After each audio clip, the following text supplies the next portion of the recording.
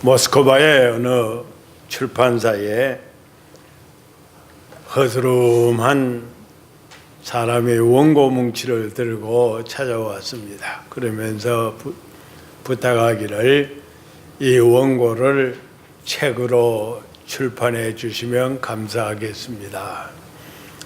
사장이 이 허스름한 사람의 몰골을 보니까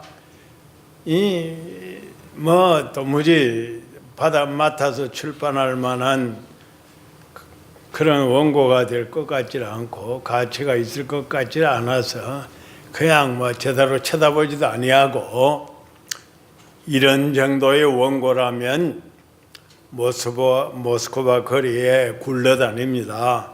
다른 데로 가보십시오. 당신이 출판비 전액을 담당을 하고 출판해달라고 해도 우리 회사의 명예를 생각해서 출판할 수 없습니다. 그러니까 이 허스름한 이 남자가 원고 뭉치를 집어넣으면서 나가려고 하면서 입속에서 이런 말을 합니다. 나는 대중이 이것이 책으로 나오기를 기다리는 줄을 알았는데, 이런 궁스렁거리면서 자리에서 뜨는 겁니다. 그러자 사장이 좀 이상해서 당신의 이름이 무엇이요? 이름이나 좀 합시다. 그러니까 이 사람이 나가면서 문에 거의 나가면서 하는 말이, 내 이름 말이요, 내 이름 톨스토이 옳시다. 그러니까 사장이 의자에 앉았다가 벌떡 일어나서 그 무릎을 꿇고 손을 잡고 애원을 합니다. 출판비 전액을 우리 회사에서 부담을 하고 인지되는, 당신이 요구하는 대로 얼마를 요구하든지 인지되는 드리겠습니다. 제발 이 원고를 우리에게 맡겨주십시오. 그런데 이 사람은 이미 마음이 변해가지고 원고 뭉치를 들고 문 밖으로 나가버렸습니다. 사람에게는 어떤 기회가 주어질 때가 있는데, 이 출판사 사장에게도 자기 출판사의 명예, 베스트셀러를 출판할 수 있는 좋은 기회, 그로 말미암아 자기 출판사가 번영할 수 있는 이런 아주 좋은 기회를 이 톨스토이의 그 형편없는 외모 몰골 때문에 그냥 박대를 하다가 그 기회를 놓쳐버리고 만 겁니다. 우리 종종 우리 앞에 다가오는 어떤 기회를 인간적인 어떤 생각이나 내 육체적인 어떤 욕심 때문에 그 기회를 잃어버리게 될 때에 그 기회는 내게 다시 찾아오지를 않습니다. 기회는 선택보다도 더 중요한 것입니다. 하나님이 주시는 이 기회를 내가 어떻게 활용하느냐, 이것은 굉장히 중요한 문제 중에 하나입니다. 오늘 예수님께서 누가복음 제13장에서 먼저 두 가지의 보고를 듣고 이야기를 합니다. 하나는 로마 정권에 항거하던 유대인들이 엄청나게 학살을 당합니다. 그래서 이 사실을 제자들이 와서 보고합니다. 빌라도가 자기네들의 제물에다가 이 많은 유대인들의 피를 섞어가지고 제사를 드립니다. 이럴 수가 있겠습니까? 하고 그냥 분해서 견디지 못합니다. 그때 예수님은 이것을 시사성 있게 해석하지 않고 신앙적인 면에서 해석합니다. 그 사람들이 죽은 것은 안타까운 것이지만은 그 사람들이 그렇게 죽은 것이 너희들보다도 죄가 더 많아서 그렇게 죽은 줄 아느냐? 너희들도 회개하지 않으면 이와 같이 망한다고 예수님 말씀합니다. 또 다른 하나의 사건은 실로암에서 망대가 무너져서 18사람이 그 근처에 있던 18사람이 애매하게 치여 죽었습니다. 이 보고를 들은 예수님께서 실로암의 망대가 무너져서 그 벼락을 맞듯이 그 근처에 있다가 죽은 사람들이 너희보다 죄가 더 많은 줄 생각하느냐? 너희도 회개하지 않으면 이와 같이 망한다고. 너희도 회개하지 않으면 너희들도 망한다고 예수님께서 날카롭게 말씀하시면서, 예수님이 군중을 향해서 첫 번째 외친 말씀이 회개하라, 천국이 가까웠다는 말이죠. 예수님 앞에 찾아 나오는 그 많은 종교 지도자들을 향하여서 외식하는 자들이라고 책망을 하시기까지 하면서 예수님은 회개를 촉구하셨습니다. 예수님의 이 생명의 말씀을 무시한 사람들이 예수님을 십자가에 못 박을 때에, 예수님을 십자가에 못 박도록 넘겨줄 때에, 예수님의 십자가 아래에서 구경을 하고 있을 때에 예수님의 피를 우리와 우리 자손들에게 돌려달라고 아우성을 치던 그 무리들의 소리대로 주 70년 9월 4일 날 로마 군병의 예루살렘 침공으로 예루살렘이 멸망할 때에 예루살렘 시내에서만 110만 명이 죽어서 그 많은 사람들의 피가 골목으로 개울로 흘러내려갈 때에 피의 개울이라고 이름을 지을 만큼 많은 사람들이 피 흘렸던 것입니다. 회개하지 않으니까, 회개할 기회를 회개하지 아니하고 그냥 덤덤하게 넘기니까 이런 무서운 결과를 빚어낸 것입니다. 우리들에게는 하나님께서 여러 가지 모양으로 여러 가지 때에 기회를 주십니다. 그 기회를 우리가 잘 이용을 해야 됩니다. 무엇보다도 자기 성찰의 기회를, 내 자신을 살피는 기회를 우리가 잘 이용을 해야만이 합니다. 우리 하나님께서 하나님의 백성인 이스라엘을 향하여서 포도원이라고 말씀을 하셨습니다. 이사야서 5장 1절과 2절에 내가 내 포도원을 노래하겠다고 예수님이 하나님께서 이사야 선지자 입을 통하여서 말씀하십니다.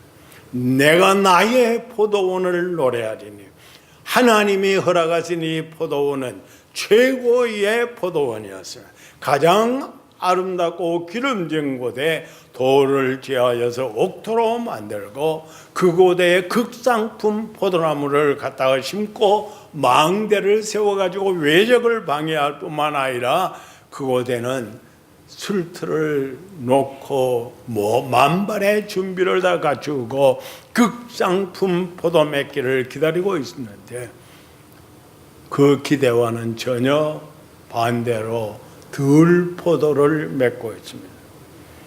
그렇기 때문에 하나님이 탄식하십니다. 우리 하나님께서는 오늘 내 자신이라고 하는 포도, 내 가정이라고 하는 포도원, 우리 교회라고 하는 이 하나님의 포도원에다가 우리 하나님은 극상품 포도나무를 갖다 심어 놓았습니다. 그런데 이걸 모르고 덜 포도를 맺는다고 하면은 우리 하나님이 얼마나 탄식을 하겠습니까? 물론 제가 말씀을 드리는 것은 하나님의 교회의 사역자가 완전 무결하다고 하는 것은 절대로 아닙니다. 목사와 장로가, 권사가, 집사가, 하나님의 교회 일꾼들이 완전 무결하다, 그런 말이 아닙니다. 그러나 하나님의 사역자들의 부족한 것은 우리 하나님께서 성령으로 보충하여 주십니다. 우리가 부족할 때에 하나님의 능력이 임합니다. 내 능력은 약한 데서 온전하게 된다고 성경이 말씀하시는 대로 우리 부족을 하나님이 채워주십니다. 우리 성도 각자가 말과 행동에 있어서 완전할 수가 없습니다. 완전하지도 않습니다. 내 말 한마디, 무심코 내뱉은 말 한마디가 형제의 마음에 고통을 안겨주기도 하고, 내가 별 관심 없이 행한 행동 하나가 교회에 무서운 고통을 안겨주기도 하는 우리 성도들 자신. 그러나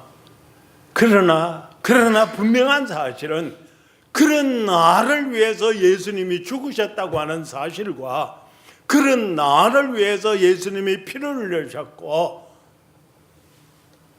그런 나를 위해서 지금도 하나님 앞에 중보의 기도를 드리고 계시다고 하는 이 사실을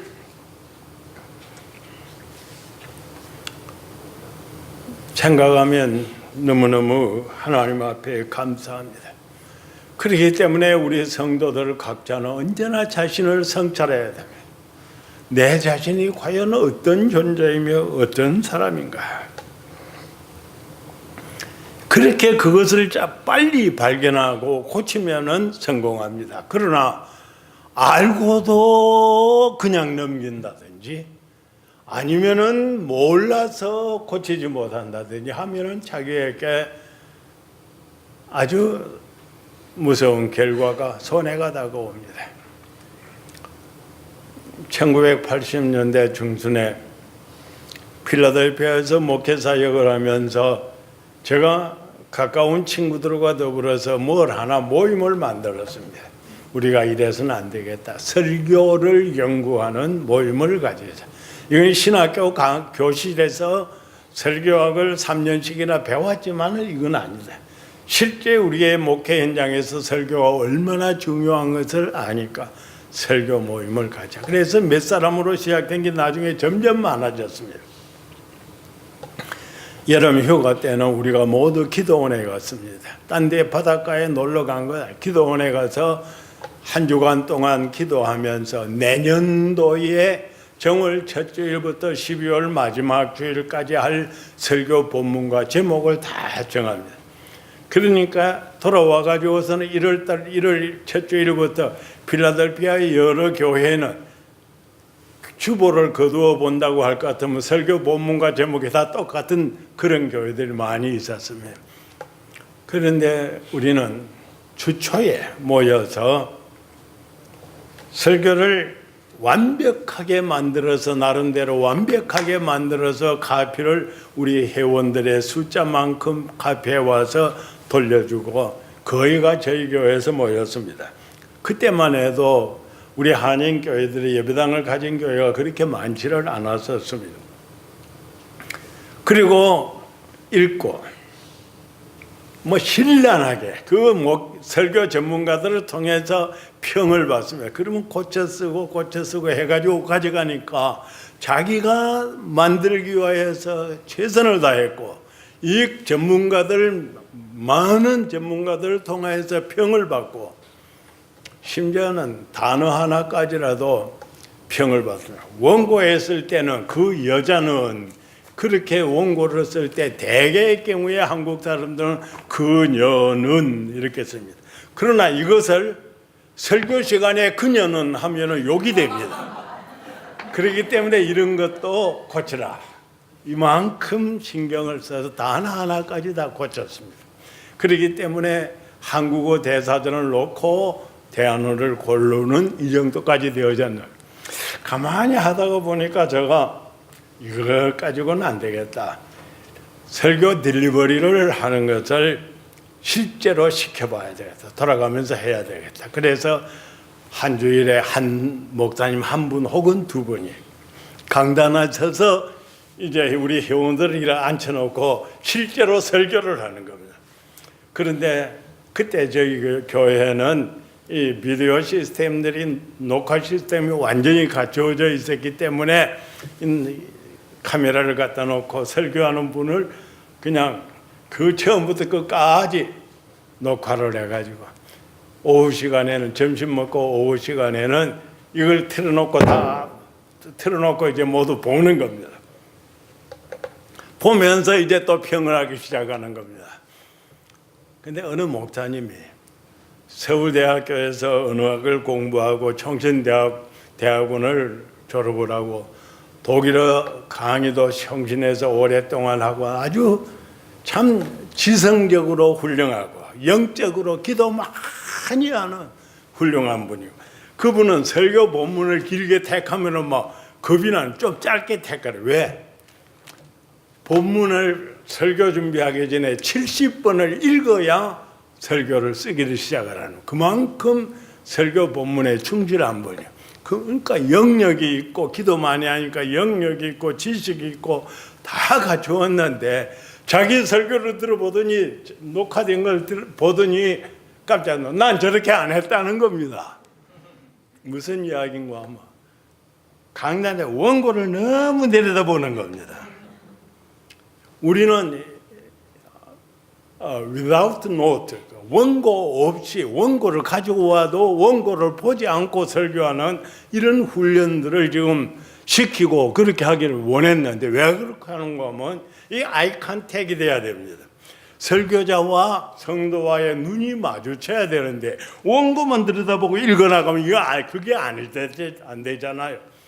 그런데 자기도 안 그런 줄 알았는데 막상 녹화를 한 것을 펼쳐보니까 이건 영 아니야.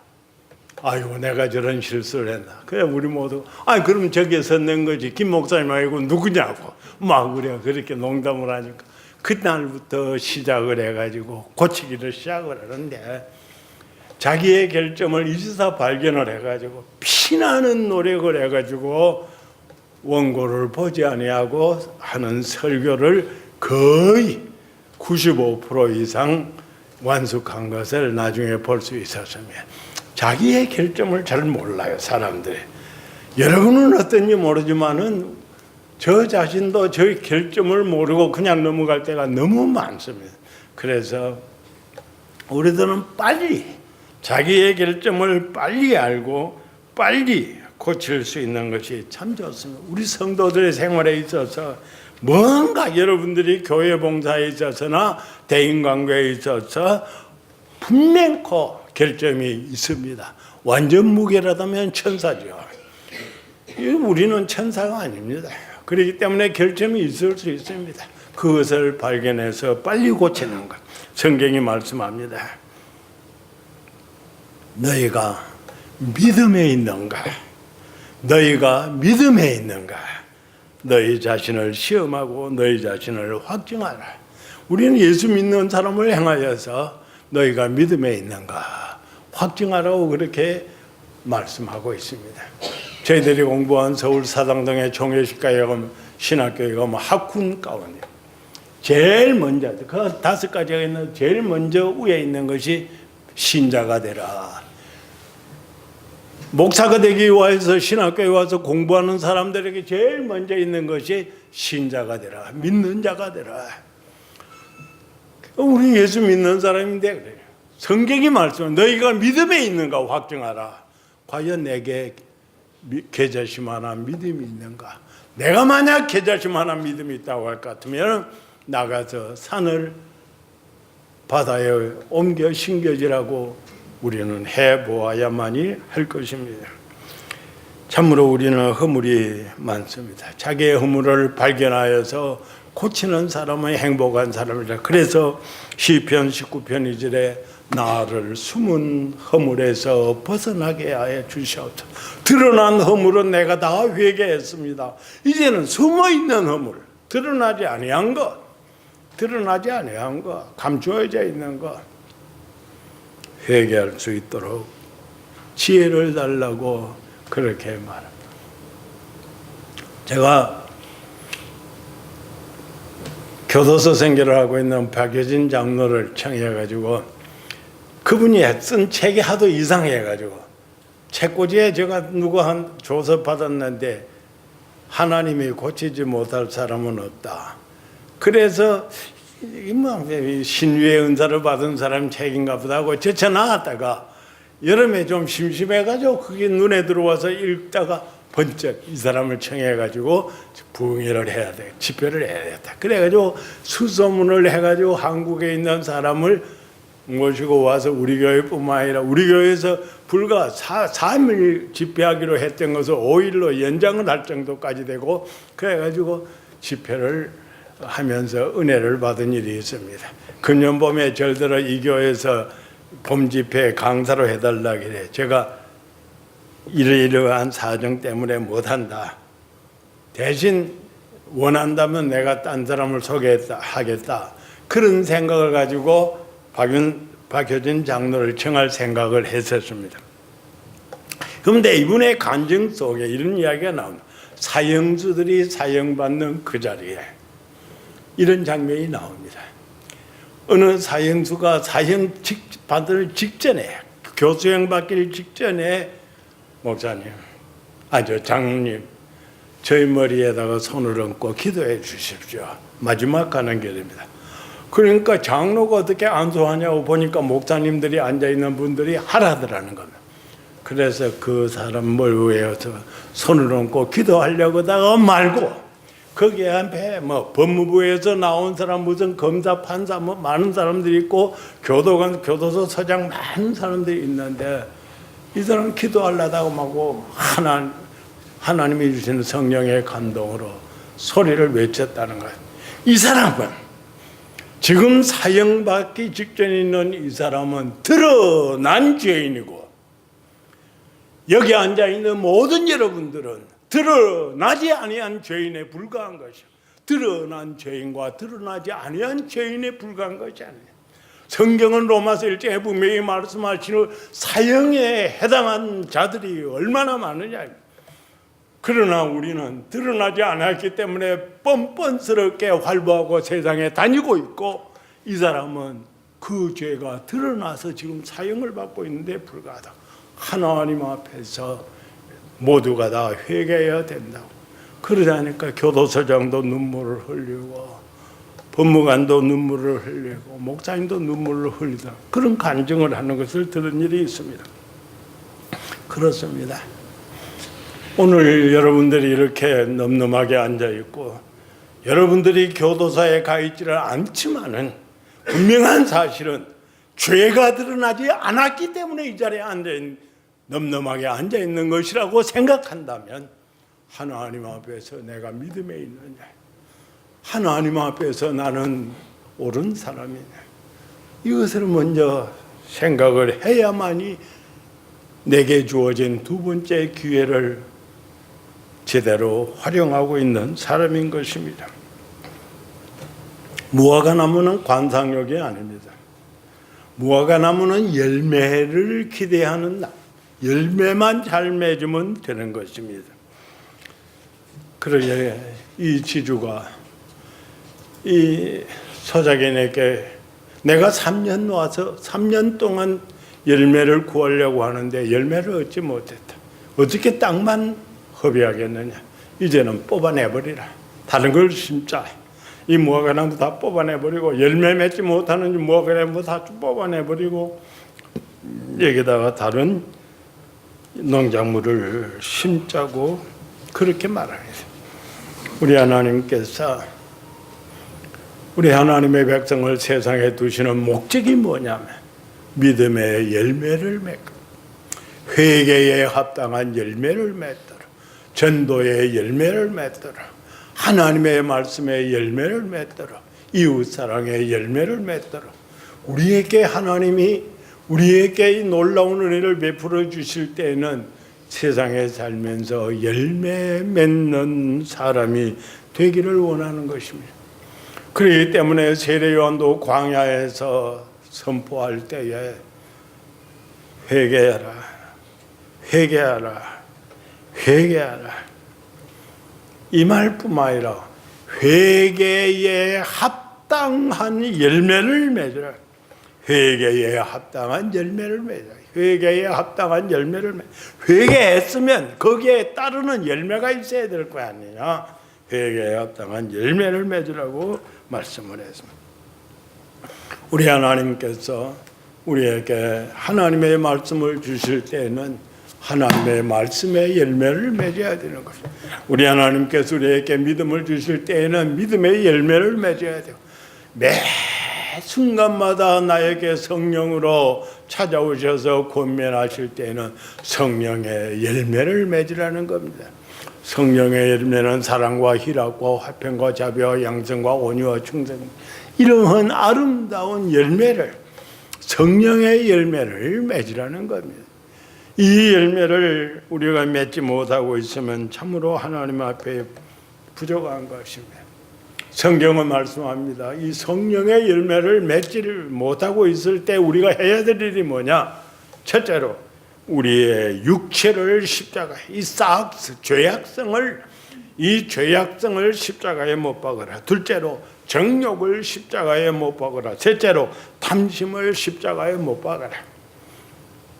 이 십자가에다 못 박을 것이 있다 이 말입니다. 너무 세상적인 이 육체적인 것을 못 박아버려야 되고, 정욕적인 것을 못 박아버려야 되고, 욕심을 못 박아버려야만이 성령의 열매를 맺을 수 있다는 겁니다.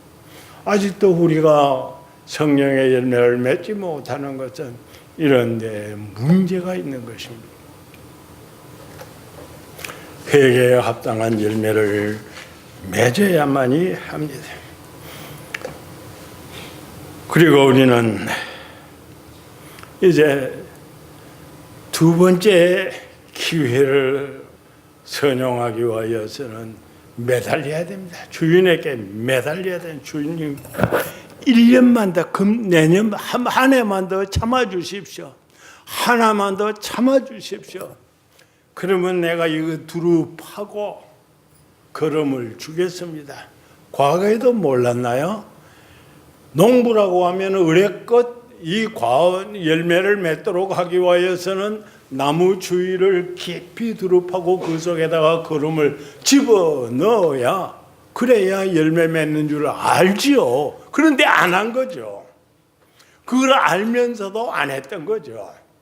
그런데 이제는 매달립니다. 1년만 더 참아주십시오. 두 번째 기회를 주십시오. 한 번만 더 기회를 주십시오. 그러면 두루 파고 걸음을 주겠습니다.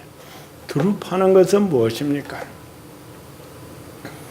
두루 파는 것은 철저한 회개를 의미하는 것입니다.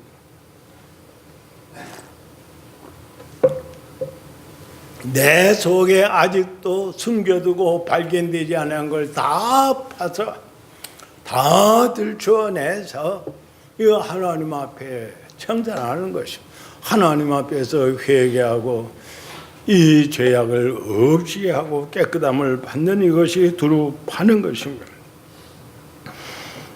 두루 판다고 하는 이것은 레위기서에 보면은 하나님의 제단에다가 하나의 제물을 올려놓을 때 짐승 한 마리 가져와서 통째로 그대로 올려놓는 법이 없습니다. 가지고 와서 가죽을 다 벗기고 각을 뜹니다. 다리는 다리대로 각을 다 뜹니다. 내장을 끄집어냅니다. 이렇게 완전하게 분리를 해가지고 그것을 제단 위에다 올려놓는 것입니다. 통째로 올려지지를 않습니다. 우리 하나님의 사람들이 회개할 때에 이런 자세가 필요합니다. 하나님 앞에 우리들이 다 낱낱이 구체적으로 내놓고 회개해야 되는 것입니다. 어떤 시골에 있는 농부가 자기가 하는 식으로 하나님 앞에 회개의 기도를 하는데, 하나님, 가을날 거름뜸이 확 치우듯이 그냥 내 죄를 몽땅 치워서 용서해 주십시오. 그거는 진정한 회개가 아니죠. 우리 군대 생활할 때에 상관에게 어떤 보고를 한다고 그러면 직속 상관에게 보고할 때 반드시 육하원 측에 예서 보고를 해라. 이 귀가 따갑도록 들었던 겁니다. 내가 언제 어디서 누구에게 무엇을 어떻게 왜 이러이러한 일이 있었는가 하는 것에 구체적으로 보고를 하는 거예요. 우리 하나님 앞에 회개하는 사람들이 그렇게 회개해요. 하나님 앞에 회개하는 사람은 구체적으로 하나님, 내가 정을 초하는 날에는, 아니요 오늘 내가 몇 시에는 누구를 만나서 어떻게 이렇게 잘못되어졌습니다 하고 구체적으로 회개하라는 것이 두렵하는 것입니다. 우리는 하나님이 기대하시는 열매를 맺지를 못한 이 사실 때문에 후회만 하고 있을 것이 아니에요. 우리 하나님께서 내게 주시는, 다시 한번 주시는 이 기회를 선용해야 되는 것은 예수님의 사랑 때문입니다. 예수님은 십자가에 못 박혀서서 시시각각 다가오는 그 운명 앞에서, 생명이 곧 끝나는 그 순간 앞에서 하나님을 향하여서 크게 소리를 부릅니다. 아버지여, 이 사람들의 죄를 사하여 주시옵소서. 자기들의 하는 것을 알지 못함입니다. 이 예수님의 기도는 2000년 전에 골고다 언덕에서만 있고 흘러가고 없어진 것이 아니라 오늘 이 시대를 살고 있는 여러분과 저를 향하여서 하나님께 호소합니다. 하나님, 저 뉴잉글랜드 은혜교회 성도들 아무개가 내가 열매 맺기를, 좋은 열매 맺기를 기대했는데 그렇지를 못합니다. 그러나 1년도 참아주시기 바랍니다. 이러면은 이 사람이 이제는 성령으로, 믿음으로, 회개함으로 하나님 앞에 열매 맺을 수 있을 거예요. 아버지여, 저희를 용서하여 주시옵소서. 예수님의 사랑이 오늘 우리들을 향하여서 하나님 앞에 중보하여 주시는 것입니다. 예수님이 하나님을 향하여 부르실 때 그 하나님께서는 어떤 분인가? 시편 103편 9절에 노를 영원히 품지 아니하시는 하나님, 노를 영원히 품지 아니하시는 그 하나님을 향하여서 예수님은 부르셨던 것입니다. 보스턴 시내에 콘라드라고 하는 목사님이 옛날에 목회 사역을 한 일이 있었는데, 그 교회의 교인 하나가 너무 목사님을 괴롭혀 사사건건 목사님을 고통스럽게 하게 너무너무 힘들어했습니다. 어떻게 해야 되나? 그렇다고 해서 대항해서 싸울 수도 없고 뭐 어쩔 수가 없는데, 뜻밖의 이 사람이 캘리포니아로 이사를 간 겁니다.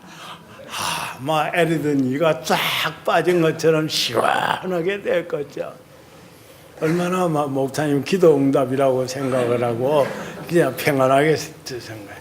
그런데도 또 뜻밖의 캘리포니아에서 편지가 한 장이 이 사람한테서 날아왔는데, 구구절절이 지난 날 잘못했던 것을 회개하는 전부, 그거는 편지가 날아온 거야. 그거 읽으니까 너무너무 감동이 되어진 겁니다. 요즘처럼 컴퓨터나 혹은 카카오톡이나 뭐 이런 게 있는 때가 아니었기 때문에 제일 빨리 저 사람에게 회답을 할 수 있는 길이 무엇일까? 편지를 하면 적어도 뭐 몇 주간 걸려야 갈 것 같고, 그 옛날에 가만히 생각하니까 우체국에 가서 전보를 쳐야 되겠다. 너무 기뻐가지고 우체국에서 전보를 쳤나. 단어 3개를 전보를 쳤다고 그럽니다. forgive, 용서한다고 그랬어요. forgot, 잊어버린다고 그래요. forever, 영원히 잊어버린다고 그랬어요. 단어 3개를 보냈다. 이것이 기독교입니다. 오늘 우리 예수 믿는 사람들이 말이죠, 내게 뭔가 잘못하는 사람 용서했다고 하면서 죽을 때까지 안 잊어버립니다. 이건 아니죠. 그거는 용서한 것이 절대로 아닙니다. 용서했으면 잊어버리고 그것을 영원히 잊어버려야 됩니다. 우리 하나님은 어떤 분이야? 하나님은 회개하는 사람의 죄를 발로 밟고 깊은 데로 던져서 동이 서에서 먼 것처럼 멀리 옮겨서 기억도 아니하시는 하나님이시네요. 우리 기독교의 진리는 3F로 요약할 수가 있는 것입니다. Forgive, forget, forever. 우리가 이런 하나님의 놀라운 은혜를 내가 받았으니까 내가 다른 사람에게도 이런 은혜를 베풀기 위하여서 노력해야 됩니다. 깊이 파고 이젠 걸음을 주겠다는 거예요. 걸음을 가득 주겠다는 것이. 오늘 우리의 심령에다가 걸음을 주는 것은 무엇일까요? 하나님의 말씀으로 채우는 것입니다. 하나님의 은혜로 채우는 것입니다. 하나님의 사랑으로, 그리스도의 사랑으로 채우는 것입니다. 내 심령을 가득하게 채우면 분명코 열매를 맺을 수밖에 없고, 열매를 그래도 못 맺는다면 그것은 기적입니다. 우리는 하나님 앞에 이 다시 주시는 이 세컨 찬스, 두 번째 주시는 이 하나님의 놀라운 기회를 우리는 선용을 할 수 있어야 됩니다. 하나님께서 우리에게 베풀어 주시는 기회를 우리가 버리면 안 됩니다. 그래서 하나님의 말씀으로 충만해지는 것이 성령 충만이라고 해요. 골로새서에서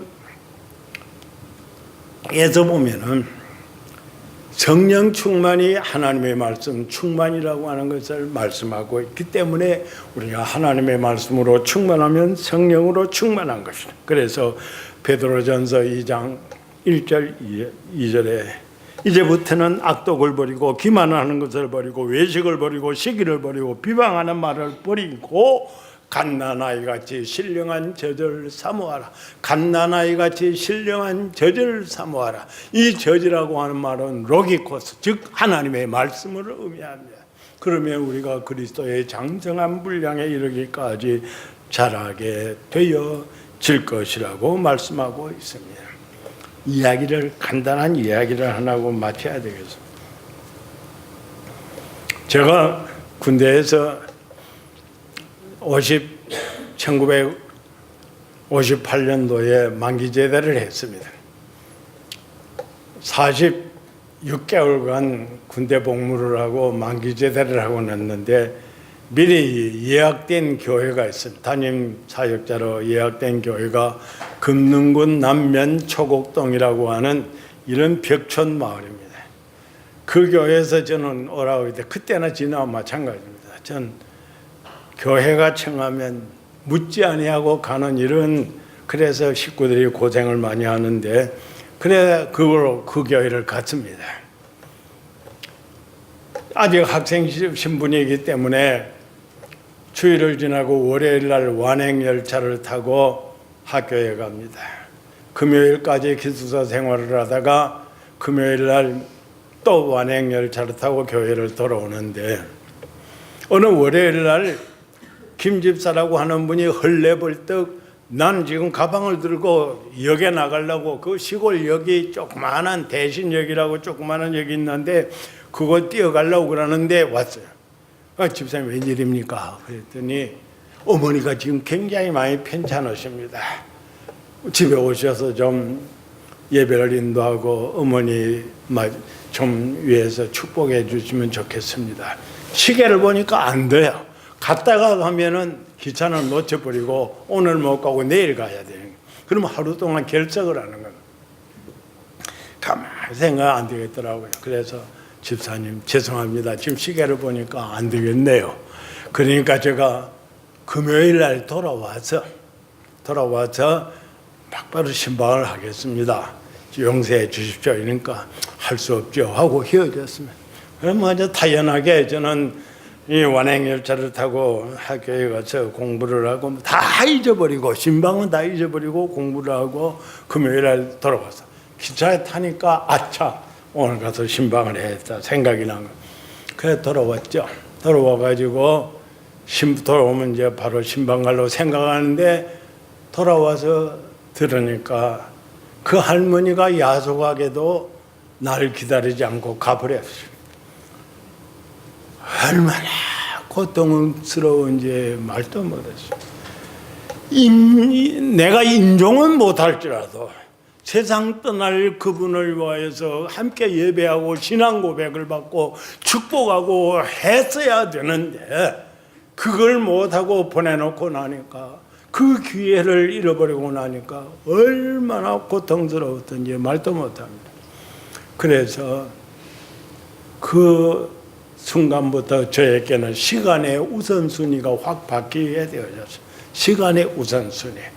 내가 시간에 무엇을 가장 먼저 할 것이냐? 교회 일과 성도 섬기는 일을 시간의 우선순위 제일 앞에다가 남겨두게 되어졌습니다. 우린 목회자들도 기회를 잃어버리면 땅을 치면서 후회해도 그 기회가 다시 돌아오지 아니하는 그런 어려움을 많이 겪게 됩니다.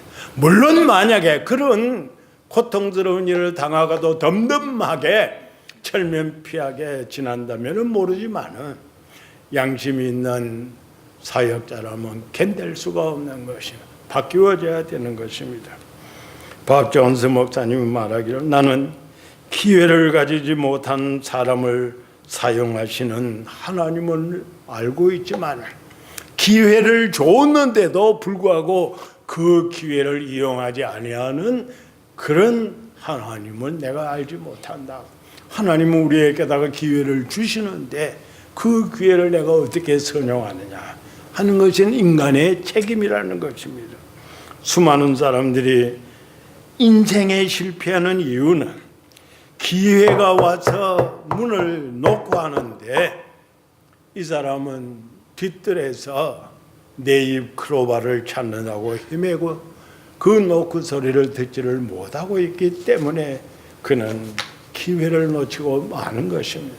성도여, 여러분들에게는 교회 봉사가 기회가 주어져 있습니다. 여러분에게는 전도의 기회가 주어져 있습니다. 형제 사랑의 기회가 주어져 있습니다.